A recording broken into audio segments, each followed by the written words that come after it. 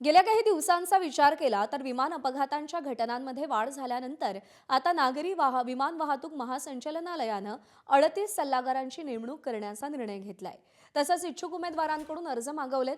प्राप्त माहितीनुसार विमान उड्डाणास योग्य आहे का, विमान प्रवासादरम्यानची सुरक्षा आणि अन्य तांत्रिक कामांसाठी या सल्लागारांची नेमणूक करण्यात येणार आहे। विमान उड्डाणास योग्य आहे का हा सर्वात प्रमुख मुद्दा असून 38 पैकी 24 सल्लागार कामासाठी नेमण्यात येणार आहेत, तर विमान सुरक्षेसाठी 6 सल्लागारांची नेमणूक केली जाणार आहे। तर उर्वरित जागा या विमान क्षेत्रातील आंतरराष्ट्रीय नातेसंबंध आणि कायदेशीर बाबींसाठी नेमण्यात येतील।